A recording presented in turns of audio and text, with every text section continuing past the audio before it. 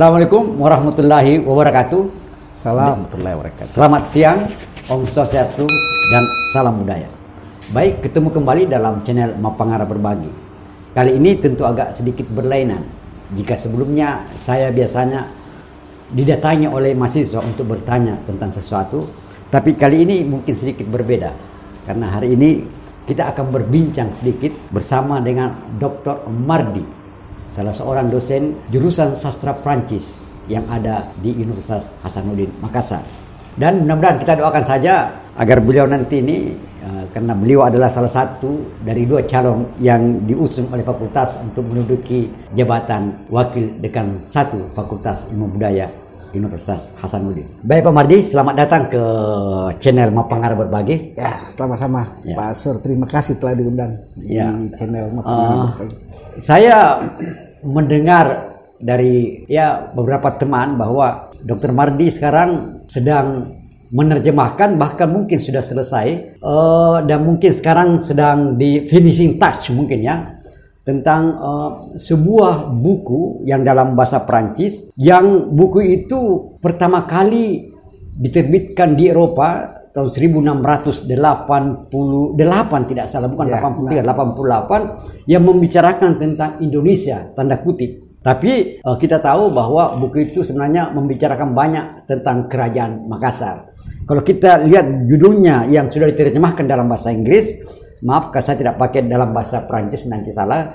Kalau dalam bahasa Inggris itu judulnya An Historical Description of the Kingdom of Makassar in the East Indies. Nah, itu dalam bahasa Inggrisnya.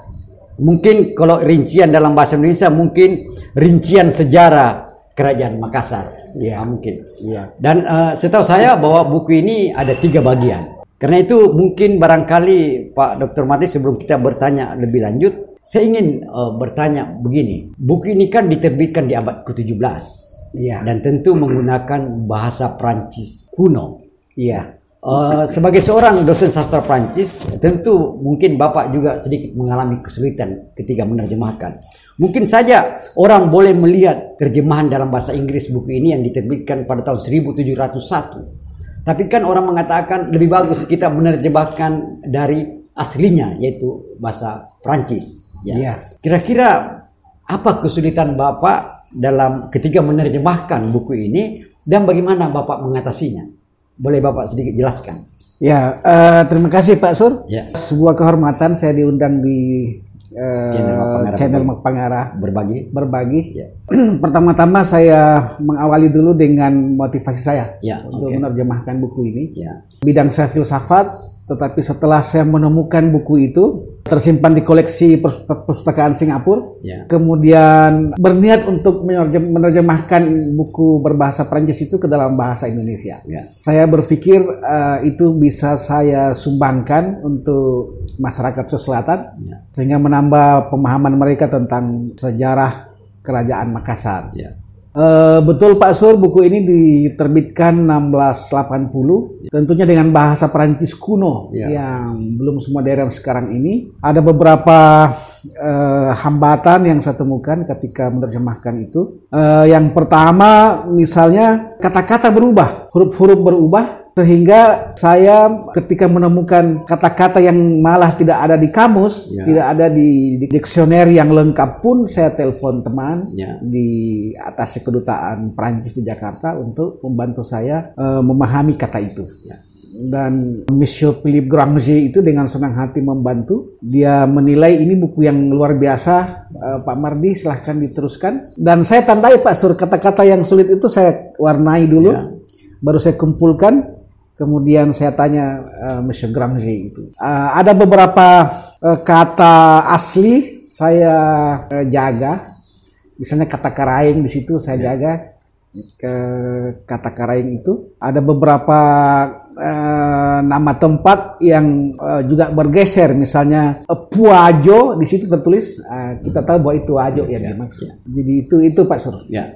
Oke, jadi barangkali buku ini kita tunggu terbitnya, barangkali tidak lama lagi akan terbit. Dan bagi mereka yang ingin memesan, boleh memesan langsung ke Fakultas Ilmu Budaya. Mungkin Fakultas Ilmu Budaya akan menerbitkan buku ini barangkali. Ya, insya Allah Pak Sur. Jadi saya sudah menyelesaikan menerjemahkan, tinggal saya perhalus lagi bahasanya.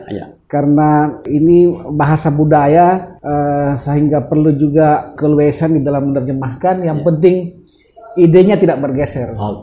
Oke, baik Pak Mardi. Buku ini kan ada 3 bagian. Boleh Pak Mardi sedikit menceritakan atau menjelaskan ketiga bagian itu kira-kira? Bagian pertama buku itu bercerita tentang fauna, flora, tentang klimatologi, tentang posisi Makassar di dalam khatulistiwa dan garis lintang dan garis bujur. Itu disampaikan. Misalnya di bagian pertama itu bercerita bahwa di Makassar tempo dulu itu banyak buah-buahan, mangga seperti yang kita lihat ini, mangga, ada pisang, ada melon air, ada pohon-pohon. Misalnya di situ ada pohon kapok yang kita masih bisa lihat sekarang. Banyak bunga-bunga juga. Banyak binatang seperti babi, monyet yang kita masih bisa lihat sekarang ini. Dan salah satu bunga yang tercantik itu yang disebutnya di situ adalah Jeknek Maura itu. Jeknek Maura namanya. Itu dia tulis dengan tulisan Latin tetapi dia jaga bahasa Makassarnya. Dia tulis Jeknek Maura. Nah, ini dia katakan bunga yang menyimbolkan kehidupan orang-orang Makassar, tapi juga bunga yang dipergunakan untuk upacara kematian bagi mereka. Itu bagian pertama. Bagian kedua menyangkut mengenai struktur pemerintahan, pelabuhan, pelabuhan Jumpandang disebut di situ. Kemudian dia juga bicara mengenai tingkatan stratifikasi sosial dalam masyarakat. Bahwa gelar bangsawan tempo dulu itu di masa itu yang paling tinggi itu Daeng sebetulnya. Daeng, yang kedua itu Karaeng, yang ketiga itu Loloh. Hanya belakangan disebutkan Daeng itu mengalami pergeseran karena orang-orang baik, pedagang-pedagang yang murah hati itu kemudian juga disebut sebagai Daeng. Tapi intinya itu Daeng tertinggi diikuti Karaeng, kemudian Lolo. Dia bagian ketiga itu bicara mengenai adat istiadat. Misalnya di situ bagaimana cara menikahkan, permainan. Dia sebutkan di situ ada permainan layang-layang yang sangat digemari juga. Kemudian juga ditambahkan lagi tentang perang di situ. Perang ada Belanda, ada Portugis, dan juga tingkatan-tingkatan alim ulama. Disebutkan di situ ada yang pertama itu Agui. Agui ini yang saya tidak tahu apa bahasa Makassarnya, tapi tulisannya itu Agui. Itu tingkatan pertama. Tingkatan kedua itu ada Santari. Santri ya. Santari dia tulis. Dia jaga itu cara penulisannya. Yang ketiga itu baru Tuang. Jadi Agui, Santari, Tuang. Jadi itu kira-kira isi dari ketiga bagian dari buku itu. Baik. Terima kasih Pak Mardi. Saya sebagai orang yang menggeluti bidang sejarah, tentu sedikit mau tahu juga tentang buku ini. Ada beberapa hal yang saya ingin tanyakan. Pertama, pelabuhan. Selama ini kita mengenal yang namanya pelabuhan Sumbopu dalam banyak hal Walaupun memang perdebatan tentang Sumbopu itu apakah dia pelabuhan perdagangan ataupun memang sebagai satu benteng pertahanan tempat mungkin istana kerajaan ada di dalamnya dan juga pemukiman bangsawan tinggi. Menurut hasil bacaan Pak Mardi, apakah ada disebutkan di dalam itu tentang pelabuhan Sumbopu dalam buku rincian sejarah tentang Kerajaan Makassar di abad 17 itu? Jadi yang banyak disoroti di dalam buku itu menyangkut pelabuhan yang bernama Pelabuhan Jompandang. Jompandang jadi dia terus Jompandang. Pelabuhan itu pelabuhan yang ramai. Kapal besar dari luar itu datang berlabuh di situ. Disebutkan kapal dari Cina, kapal dari Eropa, Portugis. Kemudian bahkan setiap tahun ada kapal dari Amerika Latin. Amerika Latin juga datang berlabuh di pelabuhan Jumpandang itu. Jumpandang ini yang belakangan membuat VOC tertarik untuk juga masuk di situ. Dan karena ibu kota kerajaan Makassar itu disebutkannya ada delta, delta, suatu tempat yang sangat bagus, malah ada bukit di situ. Bukit itu ada sungai besar di situ yang berbatasan dengan tembok dari ibu kota kerajaan itu. Itu Sungai Jenek Berang itu, Sungai Jenek Berang. Jadi ini sungai besar ini yang biasa dipakai oleh raja dan keluarganya untuk pergi pelisiran begitu dengan kapal kapal kerajaan resmi yang megah. Jadi yang banyak disebutkan di situ justru pelabuhan Jumpandang. Itu lebih strategis. Jadi kalau saya juga pikir dalam perjanjian Bungaya 1667 itu VOC kemudian mengambil benteng Jumpandang, sedangkan Sultan Hasanuddin diberikan benteng Sumbopo. Muncul pertanyaan, kenapa Belanda memilih benteng Ujung Pandang? Mungkin karena pelabuhan Ujung Pandang itu yang ada di situ barangkali. Karena memang VOC menghendaki yang namanya monopoli perdagangan. Karena itu dia harus menguasai yang namanya pelabuhan, bukan menguasai kerajaan. Kerajaan tetap hidup di benteng Sumbopo itu. Jadi betul-betul yang pertama kali diincar oleh VOC itu adalah pelabuhan Jumpandang. Dia lihat begitu strategis, begitu ramai. Akhirnya juga VOC ini karena dia perhimpunan dagang Pak Surya. Pertama-tama VOC meminta izin kapalnya berlabuh di situ kepada raja dan diizinkan.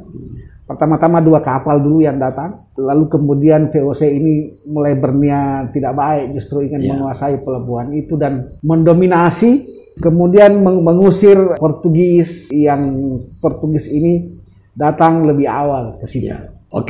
Ada lagi mungkin pertanyaan yang saya ingin sampaikan tentang penamaan kerajaan Goa dan Tadlo. Menurut bacaan Pak Mardi dari buku sejarah Kerajaan Makassar itu, apakah ditemukan tentang kerajaan Goa ataupun kerajaan Tadlo?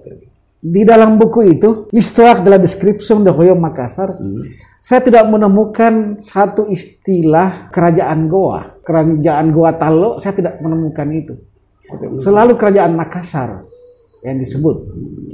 Sementara itu di dalamnya ada beberapa wilayah yang disebut, beberapa kota di situ dipakai istilah vie itu kota. Jadi ada daerah-daerah yang disebutkan di situ seperti Goa, kemudian Talo, kemudian Bantaeng, Sopeng, Wajo, Mamoya, Mamuju mungkin Mamuju mungkin, dan Bone, kemudian Toraja.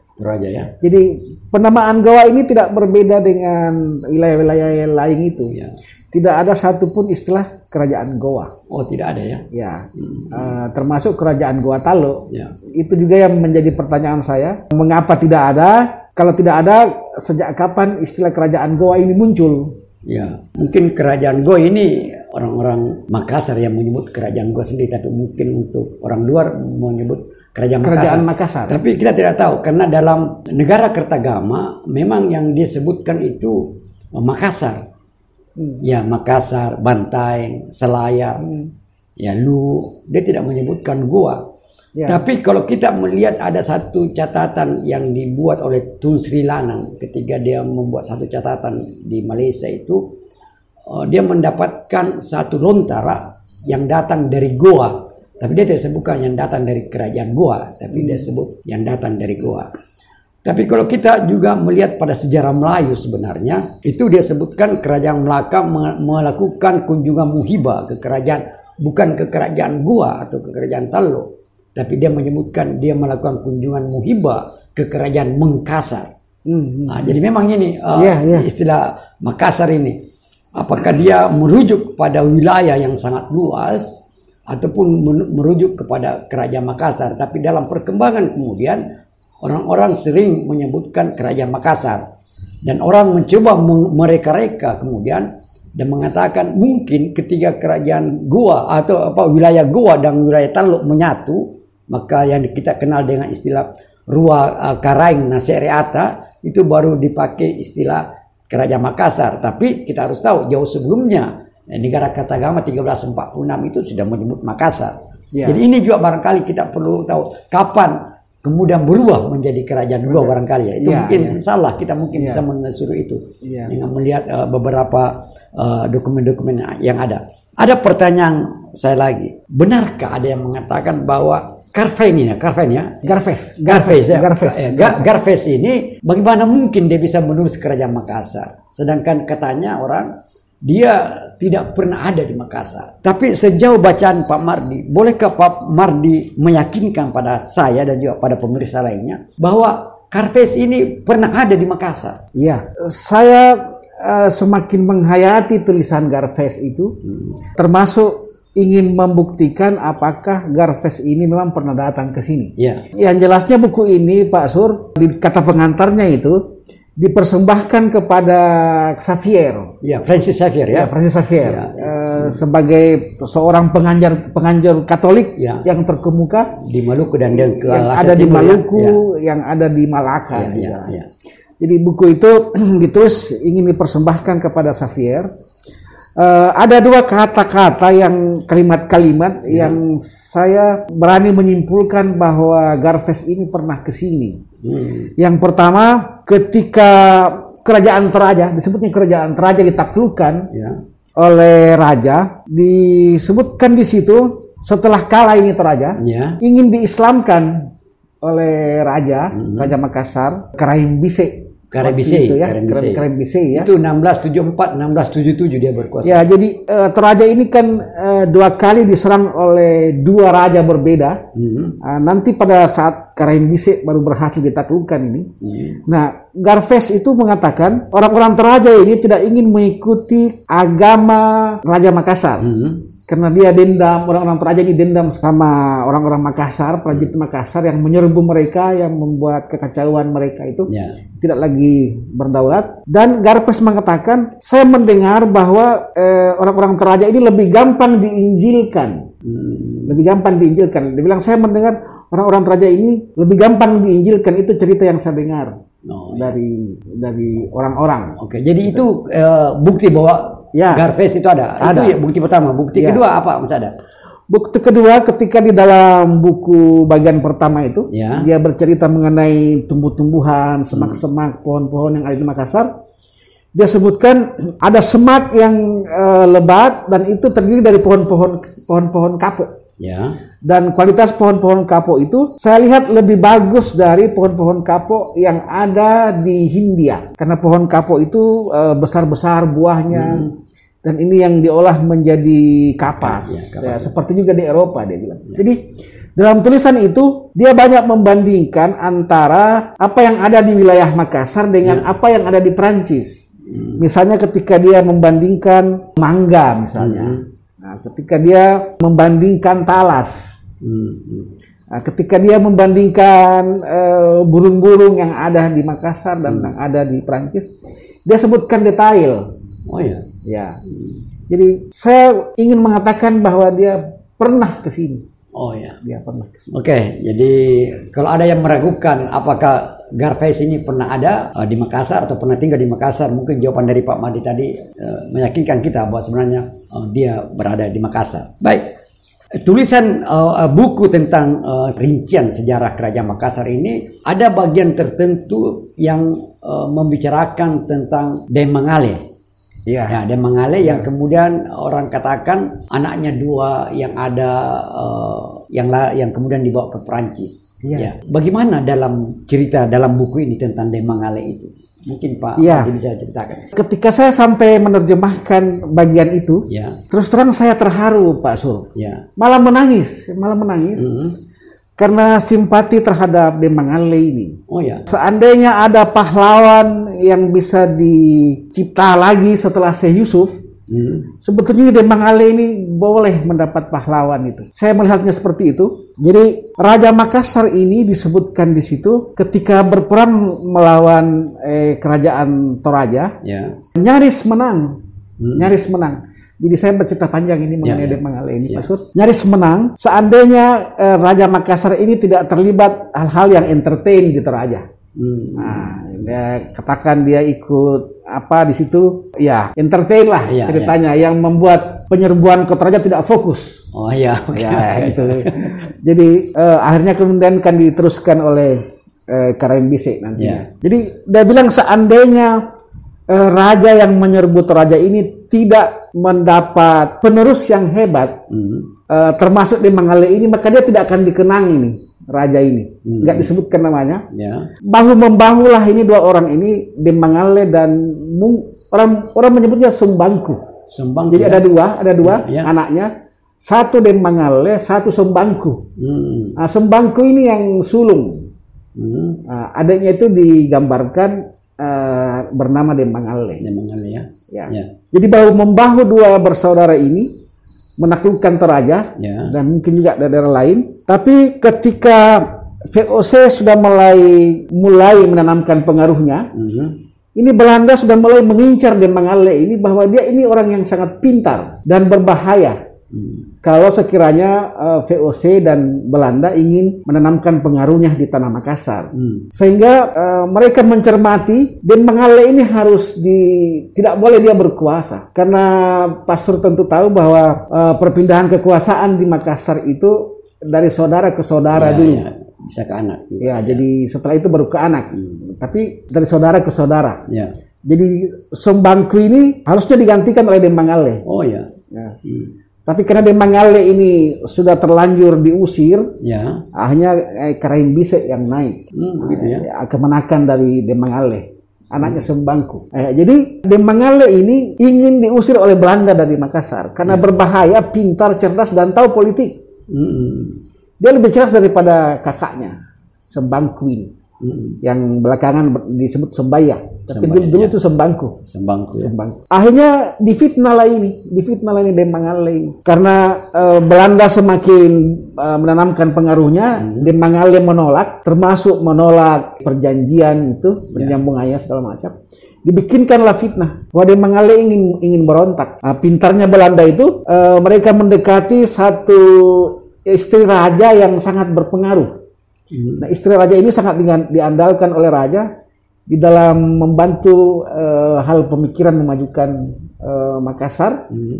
Nah, Belanda mendekati istri ini dan mereka membangun fitnah tentang Demangale, bahwa Demangale ini akan berontak. Lalu orang-orang yang setia pada Demangale memberitahu berita itu bahwa kakakmu ini malah akan membunuhmu, akan membuangmu kalau kau tidak menyelamatkan diri. Gitu. Jadi istri raja ini yang telah dipengaruhi Belanda ini yang melapor ke raja bahwa Demangale ini ingin berkhianat. Sehingga orang-orang setia Demangale itu menyuruh Demangale pergi dari Makassar. Tengah malam dengan dikawal dua orang, Demangale diam-diam naik ke perahu yang telah disiapkan. Dikawal dua orang saja. Satu membawa pedang, panah, busur dia, dan satu membawa peti-peti berisi uang, emas, pergi ke Jawa, karena di Jawa itu sudah ada keluarganya di situ yang dianggap sebagai paman. Nah, ini mungkin Pak Sur bisa menelusuri siapa kira-kira yang di Jawa ini yang menampung mereka ini. Tapi Demangale juga tidak tenang di Jawa karena dia dalam status buronan, buronan Belanda. Tapi sempat menikah di sana, putri seorang bangsawan terkemuka juga. Nama istrinya itu Angke Sapia. Angke Sapia. Itu ditulis aslinya oleh Garves itu, Angke Sapia. Kemudian memiliki dua anak yang belakangan dikenal sebagai Den Ruru dengan Den Tulolo itu. Lalu ada persahabatan dengan kerajaan Siam. Lalu Raja dan Ratu Siam itu mau menerima mereka. Akhirnya mungkin sekitar 2 atau 3 tahun itu mereka dengan rombongan yang lebih besar itu pergi ke kerajaan Siam. Baik, ada pertanyaan lain yang mungkin saya ingin sampaikan tentang masuknya Islam di kerajaan Makassar ini atau di Sulawesi Selatan. Karena kita tahu bahwa kerajaan Melaka yang berdiri sekitar tahun 1400 sampai 1511 itu dikenal sebagai pusat penyebaran agama Islam terbesar abad ke-15 ya. Tapi kan di Sulawesi Selatan ini Islam baru masuk tahun 1605. Menurut Pak Mardi, hasil bacaan dari buku rincian sejarah kerajaan Makassar itu, apakah juga ada dibicarakan tentang maksudnya Islam di kerajaan Makassar ketika itu? Ada Pak Sur. Jadi sebelum Islam masuk di wilayah ini, agama yang masyarakat dan raja keluarganya bersimpati adalah agama Katolik, karena itu agama yang dibawa oleh orang-orang Portugis. Iya, benar. Jadi dalam buku itu diperlihatkan bahwa ada persahabatan yang akrab antara kerajaan dengan Portugis, gitu. Jadi Portugis plus agama Katolik di situ, sehingga raja sangat bersimpati dengan agama orang-orang Katolik ini. Tapi orang-orang Portugis tidak bermaksud untuk membuat raja keluarga untuk pindah agama. Jadi bukan begitu tertulis di situ. Jadi ada 2 orang pedagang besar antar pulau orang Makassar yang berdagang ke Ternate. Ya. Di sanalah kedua pedagang kakak beradik ini mendapat pengaruh agama Katolik. Yang satu berganti nama menjadi Michel, yang satu Antoine. Jadi di sana dia belajar agama Katolik. Setelah urusan dagangnya selesai, mereka kembali ke Makassar. Dan mereka kemudian segera menyebarkan agama Katolik ini sampai ke Sopeng. Sampai ke Sopeng. Ya, mungkin itu Sopeng sekarang juga ada pengaruh Kristen cukup. Ya, jadi di Sopeng, di Makassar. Tapi tidak terlalu banyak yang berhasil masuk. Tapi di situ kemudian direncanakan bahwa pemimpin Katolik di Malaka itu direncanakan untuk datang, dan kalau datang itu akan menjadi momen untuk membuat masyarakat umum ini menjadi beragama Katolik secara besar-besaran. Itu yang menjadi cita-cita mereka. Tetapi kemudian orang-orang dari Sumatera juga datang ke sini membawa agama Islam. Itu kemudian juga didengar oleh raja dan keluarganya. Tetapi raja dan keluarga sendiri tidak menganut satupun agama ini, baik Katolik maupun Islam. Jadi orang-orang dari Sumatera ini tidak juga berhasil mengislamkan raja dan keluarganya. Tapi sama seperti 2 Katolik tadi itu, Michel dengan Antoine, yang berhasil dipengaruhi itu adalah orang kebanyakan saja, orang kalangan bawah. Yang tidak punya pengaruh apa-apa. Lalu saya lihat di sinilah moderatnya raja. Dia kumpulkan dewan adat untuk rapat bagaimana menyikapi ini Islam dengan Katolik. Lalu keputusannya diutuslah 4 orang perwira pertama, 2 orang pergi ke Malaka untuk menjemput pastor Katolik. Kemudian 2 orang diutus ke, ada nama Aceh di situ. Oh, Aceh ya? Ya mungkin Aceh, tapi itu Aceh. Tertulisnya Aceh, dia ada mati N di belakang. Diutuslah 2 officer utama juga Aceh untuk membawa juga penganjur agama Islam. Dengan ketentuan siapa-siapa yang datang duluan maka itu yang kita anut. Oh, gitu ya. Itu. Gambling ini, dia. Ya, gambling. Siapa-siapa yang datang duluan maka agama itu yang kita anut. Orang-orang pastor di Malaka ini dengan sebetulnya sudah berkali-kali berusaha datang cepat. Tetapi selalu ada hambatan badai, besar ombak, sehingga mereka tidak sampai-sampai ke Makassar. Mereka berlabuh di tempat lain dan menganjurkan agama itu dipeluk di situ, dianut di situ. Sementara ini Aceh yang kebetulan waktu itu diperintah oleh ratu, disebutkan di situ Rain itu ratu. Ratu mengatakan ini masalah yang harus segera diselesaikan ini. Persiapkan baik-baik, kemudian segera utusan ke Makassar. Ini satu permintaan yang perlu dihormati, sehingga perlu direncanakan baik-baik supaya officer yang 2 orang ini kembali dengan membawa kajis itu yang kajis. Dan betul, rupanya utusan yang dari Aceh ini yang duluan sampai di Makassar membawa kajis, sehingga itu yang kemudian diterima sebagai agama oleh raja. Bahkan raja sendiri itu orang-orang yang termasuk pertama kali memeluk agama Islam itu. Tapi tidak disebutkan nama kajis ini yang datang. Tidak ya. Dia sebutkan saja kajis. Kajis ini apakah ustadz atau kadi atau apa tidak jelas di situ. Hanya kajis disebutkan. Dan tidak lama kemudian datang juga utusan Katolik. Jadi sebagai raja besar, nggak disebutkan siapa namanya di situ, tapi orang yang moderat, dia juga diterima baik di kerajaan itu. Tapi sayangnya raja sudah beragama Islam, sudah memahami Islam. Bahkan raja juga sudah menganjurkan wilayah-wilayah taklukannya itu menganut agama ini. dan disunat. Harus disunat. Ini ya. Karena ini tanda untuk masuk Islam. Tanda masuk Islam ya. Jadi utusan Katolik ini terima baik. Ya. Malah mereka dibangunkan 3 gereja yang besar-besar. Yang kemudian gereja ini dihancurkan oleh Belanda. Jadi itulah sejarahnya Pak Sur. Ya. Mengapa Islam itu bisa diterima sebagai agama kerajaan. Ya. Berkat utusan Ratu Aceh yang waktu itu orang-orang Sumatera yang mungkin dikenal sebagai Datuk ini tidak berhasil mengislamkan raja dan keluarganya, tapi dia kalangan rakyat biasa saja gitu. Tapi yang berperan besar mengislamkan kerajaan itu adalah utusan dari Aceh. Utusan dari Aceh ya. Jadi kan selama ini orang melihat pada 3 datuk itu ya, Datuk Bandang, Datuk Ritiro dengan Datuk Patimang ya. Dan itu tahun 1605.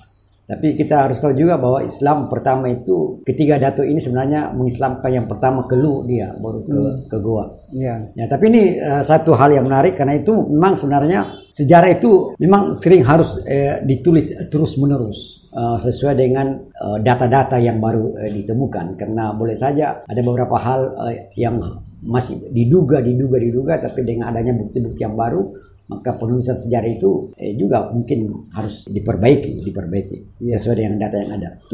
Oke, jadi baik, sebelum kita berakhir ini saya ingin tanya kepada Pak Mardi. Kira-kira menurut Pak Mardi kapan kira-kira istilah kerajaan Goa itu muncul? Karena selama Pak Mardi membaca buku itu tidak ada satupun istilah kerajaan Goa yang ada. Menurut Pak Mardi kira-kira lah. Ya, walaupun Pak Mardi kita anggap bukan sejarawan tapi budayawan ya, tapi kira-kira lah menurut bacaan Pak Mardi itu kapan kira-kira kerajaan Goa ini muncul?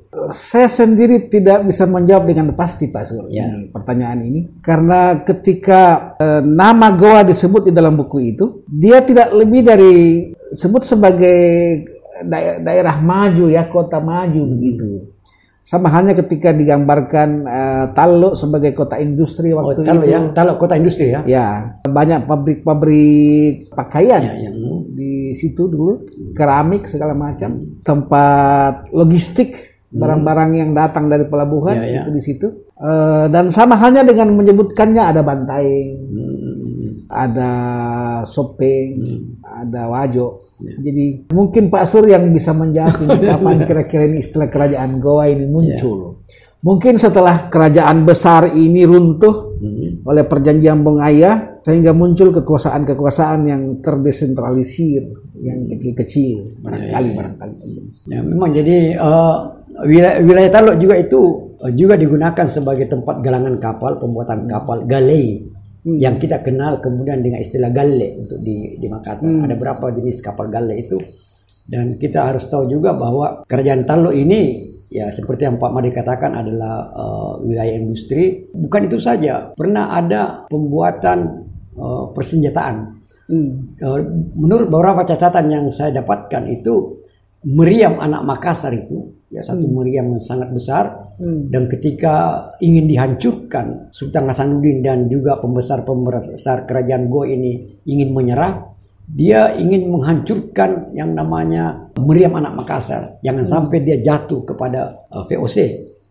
Dan ketika meriam itu diledakkan oleh orang-orang Makassar sendiri, memang meriam itu tidak berfungsi, tapi bagaimana kekuatan meriam itu masih nampak walaupun sudah diledakkan, tapi sudah tidak berfungsi. Dan menurut Spelman, meriam anak Makassar ini dibuat di Makassar. Tentu barangkali ada campur tangan dengan mungkin orang-orang Portugis ya, orang-orang Inggris yang mungkin lebih dahulu mengenal yang namanya meriam itu.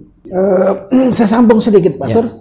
Ketika Garves mendeskripsikan karakter orang-orang Makassar, dia sebutnya ini dia punya intelijensia yang sangat bagus, dengan cepat mempelajari hal baru, itu dia.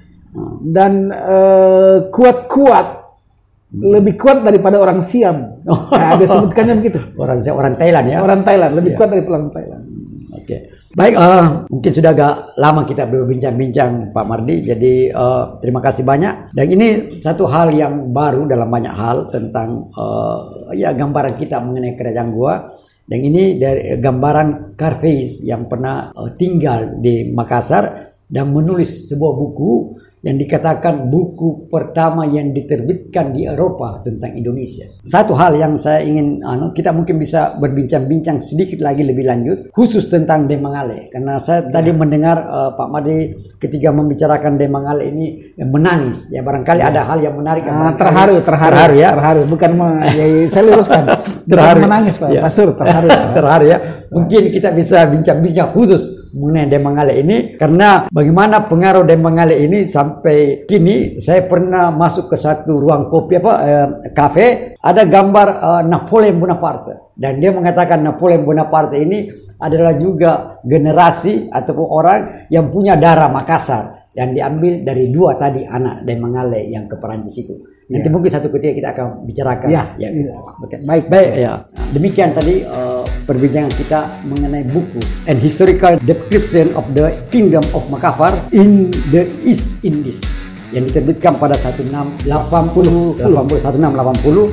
dalam bahasa Prancis dan diterjemahkan ke dalam bahasa Inggris pada tahun 1701. Mudah-mudahan pertemuan kali ini dapat bermanfaat pada kita semuanya. Demikian, wabillahi taufiq wal hidayah. Assalamualaikum warahmatullahi wabarakatuh. Salam merdeka.